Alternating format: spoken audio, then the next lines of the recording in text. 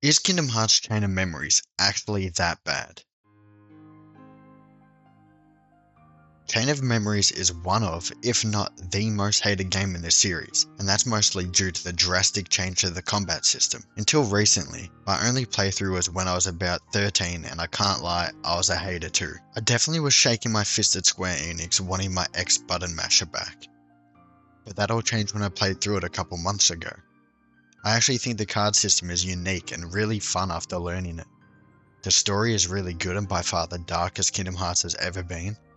It has Marluxia, and has probably the best official playable Riku. Welcome, Oblivion! The card system. A major combat system change from Kingdom Hearts 1. From the very start, this change lost a lot of players. Quite often, online threads are filled with, "I got an hour in and couldn't stand the card system," or "I just watched the cutscene movie online because the card combat is horrible." Now, I'm not going to sit here and act like it's great and OMG, you guys just don't get it, and I do. But I do think, if you take the time to fully learn it, it becomes really fun. It's definitely not for everyone, but it demands more strategy than regular Kingdom Hearts combat, and I personally quite like having to grind to find the right cards, to build the right combos and slates, to fit in summons or villain cards with a good deck.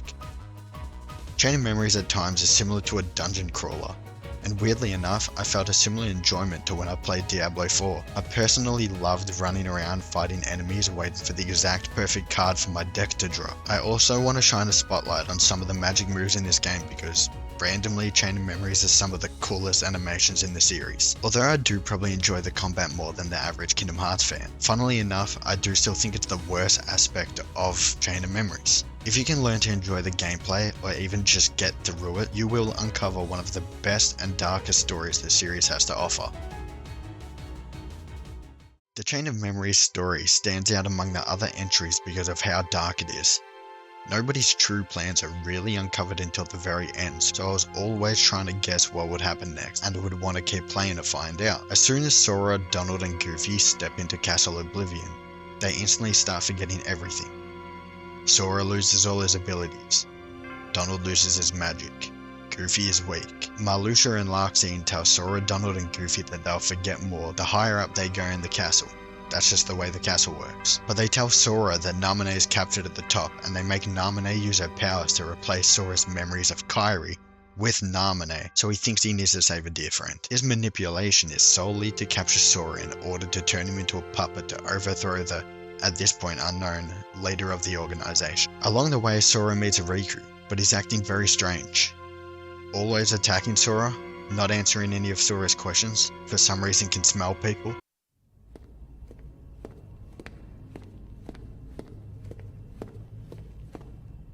I smell you, Ansem.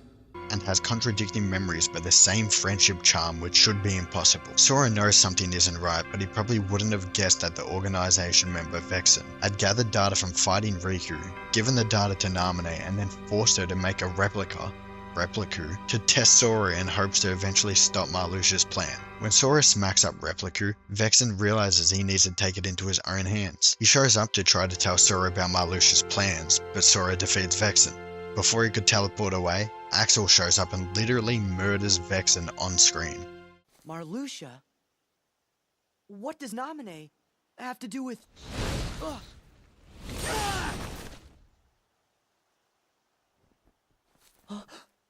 You're off the hook. No! Please don't! I don't want to... Goodbye.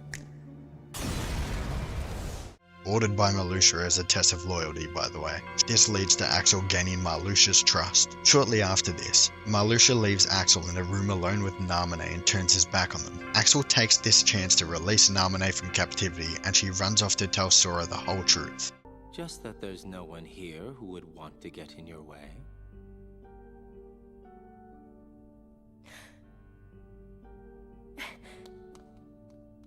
Just make it count.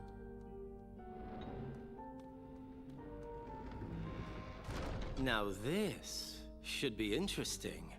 This leads to Sora fighting Repliku for the last time and also killing Larxene.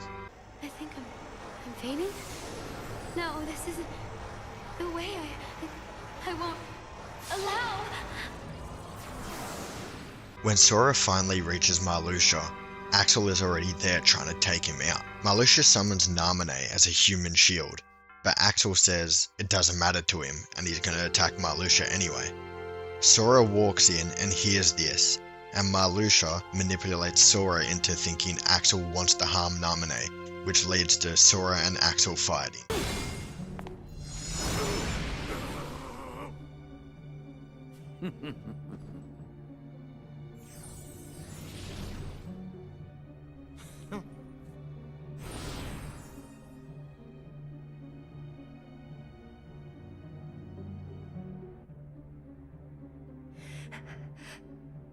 Is that your shield?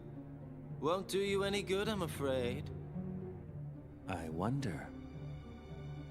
Are you listening, Sora? Oh? Axel says he's willing to harm Naminé to get me. You won't let that happen, will you?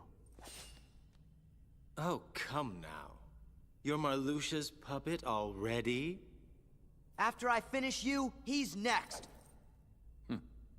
Which brings us to Marluxia. Marluxia takes Naminé as hostage in front of Sora and antagonizes him, saying he wants to save a witch that messed with his mind. Sora basically says, oh well, the memories feel real. Repliku shows up to save Naminé. Oh yeah, by the way, the replica of the real Riku developed a will of its own based around the fake memories.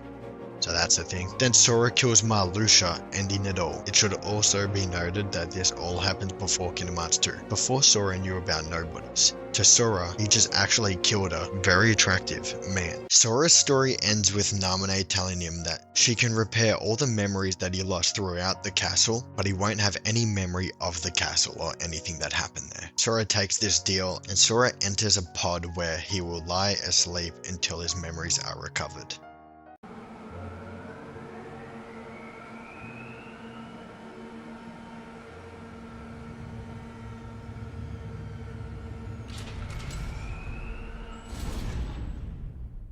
After finishing Sora's story, Reverse/Rebirth is unlocked. This is Riku's story. Riku's gameplay is arguably better and more fun than Sora's. I won't talk about it for too long because it is still the same game, but Riku comes with pre-built decks, has a much cooler moveset, and even form changes into his darkness-possessed form. Riku's story is about a quarter of the length, but it's very developmental for Riku's character. I'll try to keep it fast and just highlight the main points. It starts off when Riku teleports from the Realm of Darkness to Castle Oblivion. He starts climbing the castle to conquer his darkness. There is no running from the darkness. Don't worry, I'm not running. Give it. Smells some people. Something smells funny. Fights Vexen, which leads to Repliku being created. All this excitement has provided me with invaluable data. What? Many thanks, Riku. The organization switch their focus to eliminating Riku after Sora kills Marluxia. So, what about you? I thought you guys had plans for Riku. Yes, we were going to set him off against the traitors. But with Marluxia gone, there is no more need. He is nothing but a nuisance now. Zexion disguised as Sora tries to drown Riku with light, but Naminé disguised as Kairi in a memory saves him, which isn't confusing at all. So be it. It's time for you to face the light!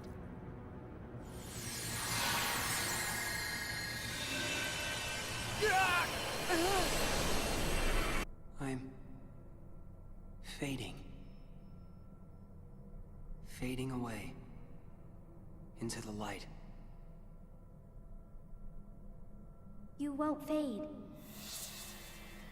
You can't fade. There's no power that can defeat you. Darkness!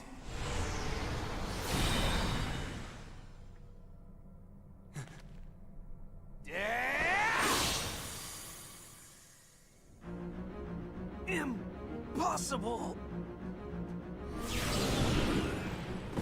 He smells some more people. Your scent is different. Riku fights Repliku because Repliku wants to justify his existence.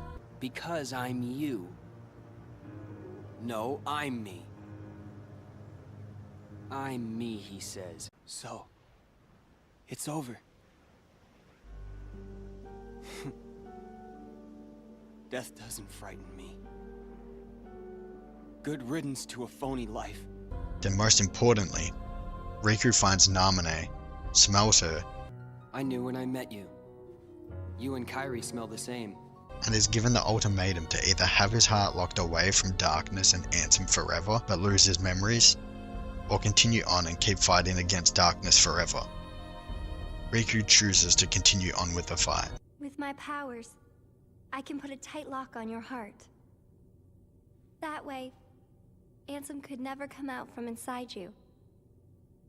What happens to me if I let you do that? Will I forget? Everything? Like Sora? I'll have to. That's it. When this slacker wakes up, I'll tell him off. I told him to take care of Kairi, and here he is just taking a nap. But I can't chew him out like he deserves, if I've been asleep. Diz then gives Riku and Mickey black coats so they can use dark corridors and stay hidden from the organization. He can choose between the road to light or the road to darkness. Riku chooses the middle road, and Diz makes fun of him, calling it the road to twilight, and Riku responds by calling it, It's the road to dawn. I think Chain of Memories gets way too much hate for what is a pretty good game. A lot of players would look past it as soon as they see the gameplay, but hidden under the controversial change to combat is a deep, dark, and enthralling story like no other in the series.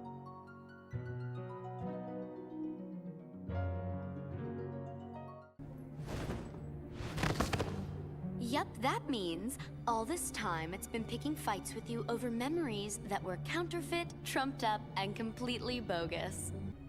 I should tell you that I'm in an extremely foul mood.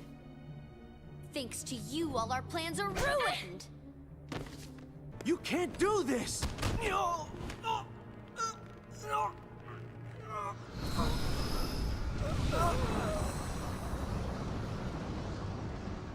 So sorry, Zexion. You just found out way too much.